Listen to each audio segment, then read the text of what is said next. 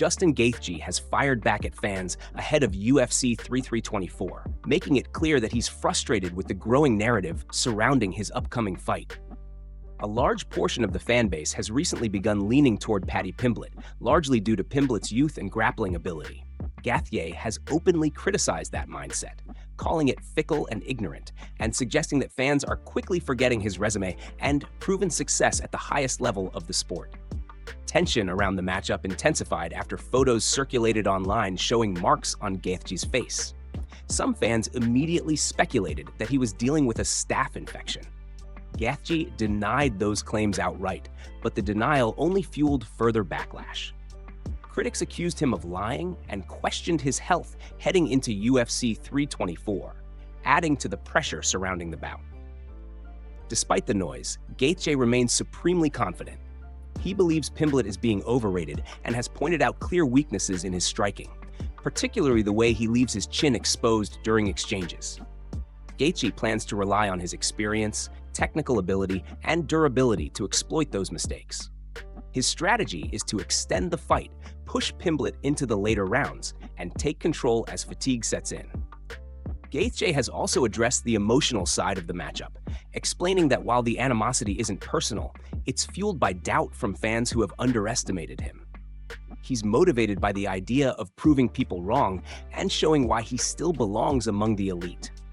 Gaethje is confident that Pimblett will make mistakes, and at this level, he believes those mistakes will be costly. His goal is simple: take the fight deep, capitalize on every opening, and make a statement at UFC 324. Ilia Topuria versus Islam Makhachev may be closer to reality than fans expected, after Merab appeared to leak key details from a private conversation with Topuria. According to Merab, discussions about the highly anticipated matchup are already underway, suggesting the UFC could move quickly to make the fight happen. This revelation aligns with recent reporting from ESPN journalist Álvaro Colmenero, who noted that the UFC may be forced to reshuffle its lightweight plans depending on Topuria's availability. If Topuria does not return to the lightweight division in a timely manner, the promotion could require the winner of Paddy Pimblett versus Justin Gaethje to defend the interim title against Arman Tsarukyan.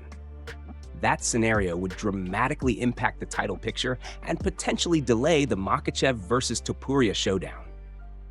Merab also revealed that he was recently offered a high-level grappling match against Tsarukyan. He immediately accepted the opportunity, eager to test himself against one of the division's most skilled fighters.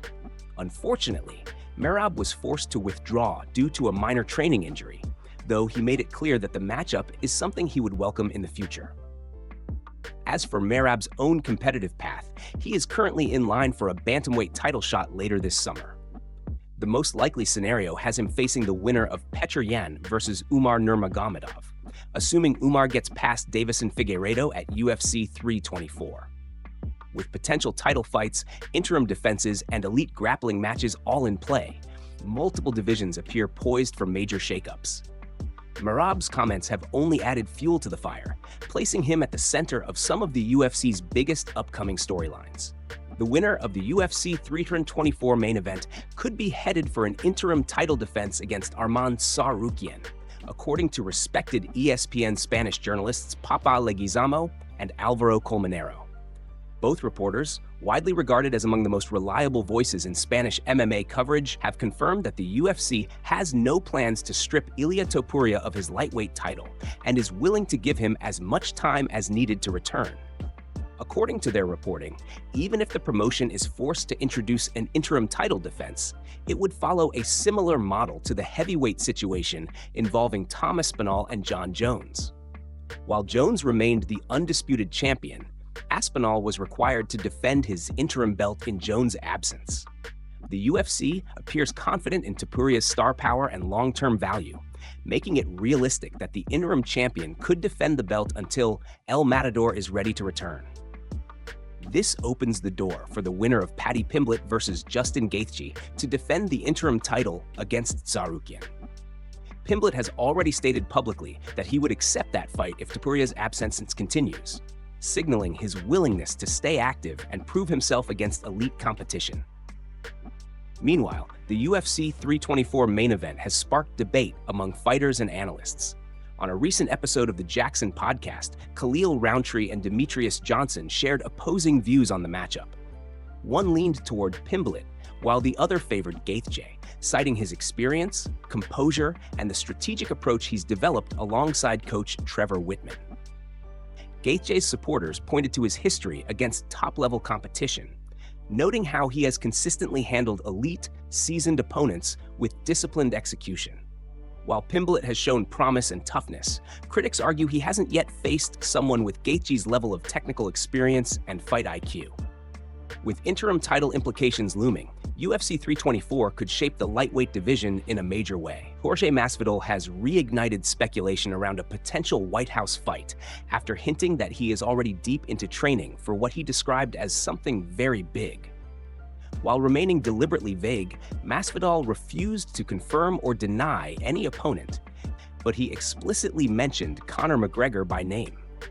He also emphasized his close relationship with Donald Trump, a detail that immediately caught attention given the ongoing discussion about a possible UFC event at the White House.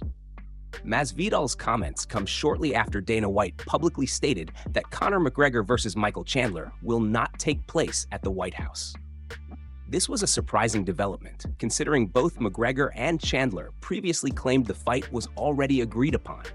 With Chandler seemingly out of the picture, speculation has quickly shifted toward a Masvidal versus McGregor matchup. Although the fight would have carried even more weight years ago, during Masvidal's BMF title run and McGregor's peak superstardom, the matchup still holds massive name value. Stylistically, it remains a guaranteed entertainment fight. While legacy may no longer be the central theme, the hype, intrigue, and promotional appeal align perfectly with the UFC's business model. Adding another layer to the White House narrative, Masvidal's longtime rival, Colby Covington, has also expressed strong interest in competing on that card. Covington confirmed he plans to return in the coming months and revealed that he has been preparing through high-level competition while waiting for the right opportunity. He made it clear that fighting at the White House would represent a career milestone, calling it the pinnacle moment he's been working toward. Covington stated that he wants to compete on the White House card in June, citing his desire to fight in front of Donald Trump and to represent military members, law enforcement, and first responders. He also suggested that his prolonged absence from competition now makes sense, as the UFC was waiting for a fight that truly mattered from a business perspective. With limited options at welterweight, Covington hinted that a move up to middleweight could open the door to bigger opportunities. With Masvidal and Covington both circling the same high-profile stage, the UFC's White House plans continue to gain momentum. Merab Dvalishvili has revealed that he accepted a last-minute grappling match against Arman Tsarukyan, a matchup that nearly became reality, but ultimately fell apart due to injury. Tsarukyan recently moved up in weight to compete in a high-profile grappling bout, once again showcasing why he is considered one of the most dangerous competitors on the mat. However, before that matchup was finalized, Tsarukyan was close to facing a significantly smaller opponent in Dvalishvili. In a recent interview, the former bantamweight champion explained that he received a call after Tsarukyan's original opponent was expected to withdraw from the event. With only 3 to 5 days' notice, Dvalishvili was asked if he would be willing to travel to Armenia to take on Tsarukyan in a submission-only grappling match. Dvalishvili said he immediately viewed the offer as a challenge and had no hesitation accepting. After reviewing the rule set, he felt confident in his chances, stating that he did not believe Tsarukyan would be able to submit him under submission-only rules. Motivated by the opportunity, Dvalishvili returned to training the very next day to prepare for the matchup. Unfortunately, the fight never materialized. During training, Dvalishvili suffered a setback when his nose injury reopened, forcing him to withdraw from the bout before it could be officially announced. While disappointed, he made it clear that the decision was strictly medical and not due to a lack of confidence or willingness to compete.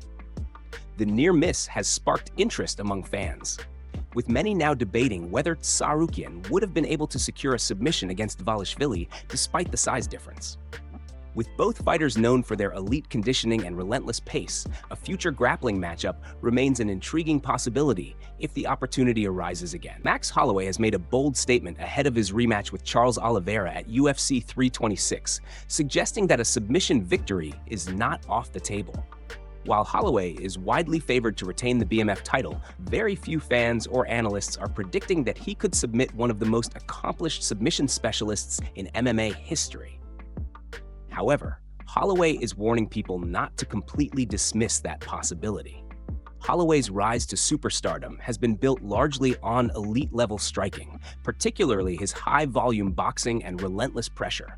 That reputation has led many to overlook his grappling, especially against a fourth-degree Brazilian Jiu-Jitsu black belt like Oliveira. Still, in a recent video shared by his team, Holloway openly entertained the idea of securing a submission against Do Bronx, framing it as the ultimate BMF statement. Holloway joked that his coaches might not appreciate him putting that idea into the public conversation, but he emphasized that anything can happen once the fight begins. He noted that if Oliveira were to make a mistake or leave an opening, he wouldn't hesitate to capitalize. According to Holloway, submitting a fighter known primarily for submissions would be a defining moment and perfectly align with the spirit of the BMF title. If Holloway were to pull off a submission win, it would be a shocking outcome given his history. His last submission victory came in 2015, making such a finish against Oliveira even more unlikely on paper. That said, Holloway's confidence reflects his belief in continual evolution as a mixed martial artist and his willingness to embrace risk in pursuit of greatness. As UFC 326 approaches, Holloway's comments have added an unexpected layer of intrigue to the matchup. Whether the fight ends by strikes, submission, or decision, the idea of Holloway tapping out one of the sport's most dangerous grapplers has fans talking and reinforces why this rematch carries such high stakes. The UFC has revealed a new main event as it continues to fill out its first quarter schedule for the year. It has now been confirmed that rising featherweight Kevin Vasquez will headline his first UFC event when he faces veteran contender Josh Emmett in the main event of the March 14th UFC Vegas card. Vasquez is coming off an impressive 2025 campaign, which also marked his rookie year in the UFC. The young Argentine quickly made a name for himself with a string of standout performances. He opened his run by dominating Sung Woo Choi, followed by a hard-fought decision victory over Danny Silva. Vasquez then capped off the year in spectacular fashion with a spinning back fist knockout of Giga Chikadze, a highlight reel finish that solidified his status as one of the division's fastest-rising prospects. Josh Emmett enters the matchup looking to rebound after a difficult 2025. The longtime featherweight contender suffered back-to-back losses, dropping a decision to Lerone Murphy before being submitted by Youssef Zalal. Despite the setbacks, Emmett remains one of the most experienced and dangerous fighters in the division, known for his power and durability. Currently, the 24-year-old Vasquez sits at number 13 in the featherweight rankings, while the 40-year-old Emmett holds the number 12 spot. With both fighters ranked side by side, the matchup carries significant implications for the division. For Vasquez, it represents an opportunity to break into the upper tier of contenders. For Emmett, it's a chance to halt the momentum of a rising star and reassert himself in the title conversation. Given where both men stand in their careers, this main event shapes up as a pivotal fight for the future of the featherweight division. Ilia Topuria has provided new insight into his potential return timeline, shedding light on when fans might see him back inside the octagon. With everything currently happening in his personal and professional life, the timing of Topuria's next fight has remained uncertain. He has not competed since last June when he defeated Charles Oliveira to capture the lightweight title. Due to Topuria's absence, the UFC has scheduled Justin Gaethje and Paddy Pimblett to compete for an interim lightweight title on January 24th. The situation has sparked speculation among fans, with some questioning whether Topuria might be sidelined until late 2026. That speculation was recently addressed when Topuria posted a bold statement on social media, claiming that the award for Knockout of the Year in 2026 would belong to him. This prompted a fan to ask when he plans to fight again. Topuria responded by saying his return window is between April and June. When asked whether his next opponent would be Arman Tsarukyan, the Spain-based champion replied that he intends to face the winner of the Gaethje vs. Pimblett interim title fight. The timeline Topuria shared has raised interesting questions.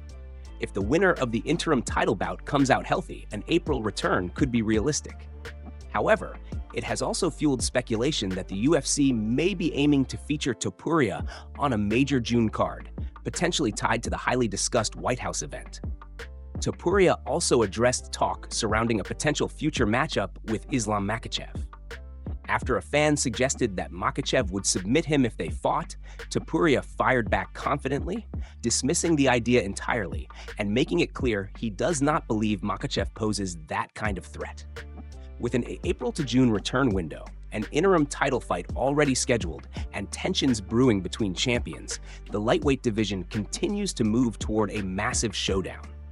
Topuria's comments have only added more intrigue to what could be one of the UFC's biggest fights of the year.